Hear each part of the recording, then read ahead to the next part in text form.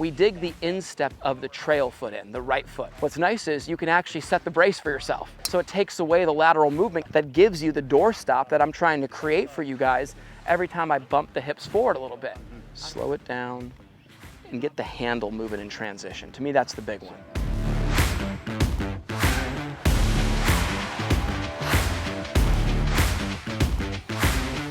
Anti-chunk video. The worst thing in golf, hitting the perfect drive down the middle, sitting there 120, took a few minutes off to get to the next shot, lay the sod over it.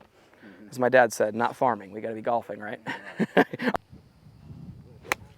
Yeah, you know what's funny? I told you this, but when you told me what the issue was earlier, one thing about the hip bump that I want you to really understand, when your right knee and your right hip move to the inside of the right foot, all my top players, I think of like Brian Stark, I think of like Cameron says, these are good players I've worked with over the course of time. If you put them on a monitor that measures where the low point is or measures the angle of attack, every time we shift the hips more to the left, the low point gets more forward. So naturally, I want you to know this about you. Your knees kind of go a little more out like this naturally. You look at me, you look at like Cameron Sisk, one of my top players, we're more like this. So like we're almost like have to push the knee out to not be too pinched in. And that's why we are a lot straighter with our feet like this. Some people wonder why we're not like that. It's just not comfortable. We're comfortable here. Now, when I watch you, natural's like this. And this hip's popped out there to the outside of this foot. I saw you on that one. Shift the hips over. The minute this knee and this hip got to the inside, your low point moves forward. And that was pure. You can honestly say, right, I mean, the hip bump, that was not something you were doing prior to hitting. Yeah, right. So your natural body shape. It made a world of difference. Just, consistency. You just got to keep practicing. I agree. And thinking of it. Just, step into a shot. I'm like, what am I thinking about? Yeah, right. That's the one thing that I got to do. Well, you sure as hell don't want to think about not chunking it. Hey, I'm not trying. No, it's like, well, what's the system to not chunk it is what we want to be thinking about. I'm for you like this. I'm sitting there, and I'm just like knowing what natural is for you. Pull that knee to the inside of the foot. Feel the pressure more on the inside of your foot. We're sitting here with a, what club is that right there? 9, perfect, like a 9. If I was telling you weight distribution with a 9, I'm a good 60 on the flat of my left, maybe even 65. I'm about 35 or 40% on the inside of my right. Nothing's out here. Okay, and what happens with the knees that go this way, a little bow-legged, it's natural to be on the outside of that right foot. So just try to kick that weight more in. Feel like you have door stops underneath the outside of your right foot.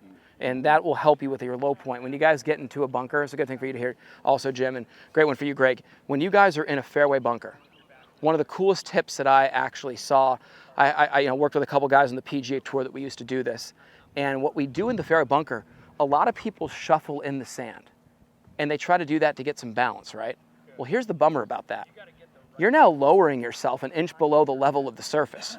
And if you're not choking up an inch, chunking it's pretty darn easy to do. So here's what we do.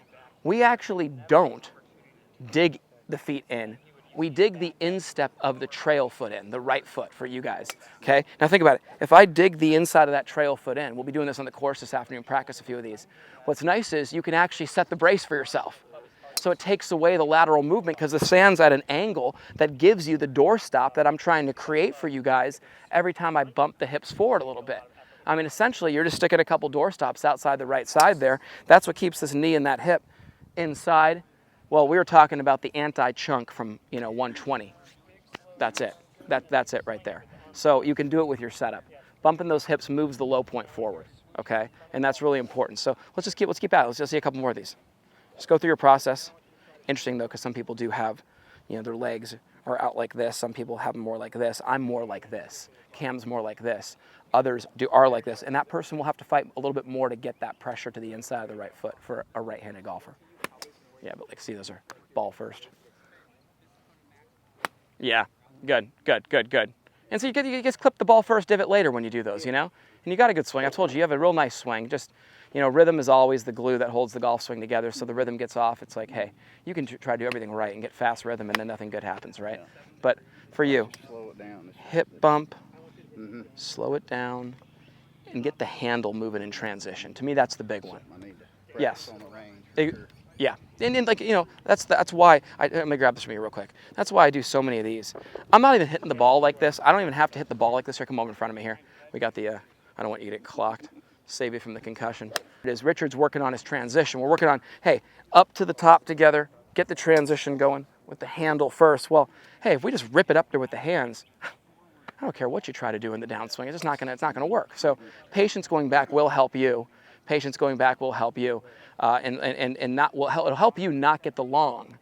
And for you, it'll help you actually be able to transition with everything moving together. That's that hammering the nail feeling that prevents the chunk, right? The early release. And yeah, buddy, there it is right there. Woo! Hey, all day with that one right there. Awesome, bud.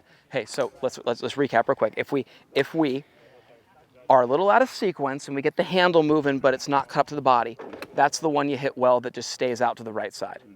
That one, you actually got the hands moving in front of your body, and that's why you get that 1 yard draw online, right? With the same good contact. Good contact, hip bump, swinging the handle, getting it to be directly online, having the sequence from the top be good, making sure the hands and body are moving together, which for a lot of people feels like they're getting their hands moving ahead of their upper body.